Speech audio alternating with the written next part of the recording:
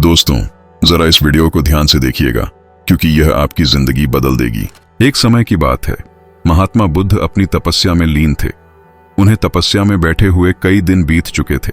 तभी एक शिकारी उस रास्ते जा रहा था। उस शिकारी ने महात्मा बुद्ध को पहचान लिया। शिकारी ने महात्मा बुद्ध के बारे में बहुत बढ़ाई सुनी थी, किंतु वह महात्मा बुद्ध की बढ़ाई से संतुष्ट नहीं था। उसने परीक्षा लेने के लिए सोचा। शिकारी पहले तो महात्मा बुद्ध को एक छोटा सा पत्थर फेंक कर मारता है, किंतु महात्मा बुद्ध कोई प्रतिक्रिया नहीं करते हैं, क्योंकि उनका मानना था शरीर को तकलीफ होती है, आत्मा को नहीं। अतः शिकारी द्वारा फेंके गए पत्थर के कारण शरीर को कष्ट हुआ, किंतु आत्मा को नहीं। शिकारी कुछ समय सोचता रहा, महात्मा बुद्ध कुछ प्रतिक्रिया करेंगे, किंतु महात्मा बुद्ध अपनी तपस्या में लीन थे। उन्होंने कोई प्रतिक्रिया नहीं की। पुनः शिकारी ने पत्थर फेंका।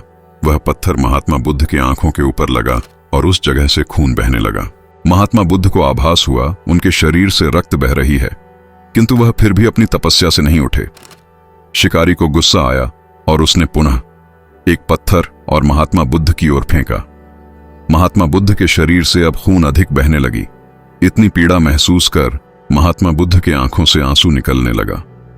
शिकारी ने महात्मा बुद्ध के पास जाकर पूछा, आपको जब मैंने पत्थर मारा तो आपने कोई प्रतिक्रिया नहीं दी। महात्मा बुद्ध ने बड़े ही सरलता के साथ कहा, क्योंकि इससे मेरे शरीर को कष्ट हुआ है, मेरे मन मस्तिष्क को नहीं।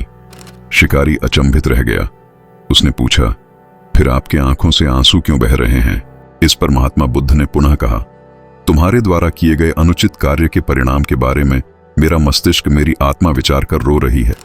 तुमने इतना बड़ा पाप किया है, तुम्हें कैसी सजा मिलेगी?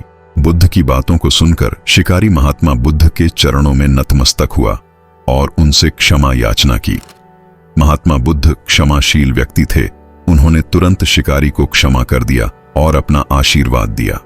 वह शिकारी महात्मा बुद्ध का आशीर्वाद पाकर एक महान व्यक्ति और साधक के रूप में जीवन व्यतीत करने लगा।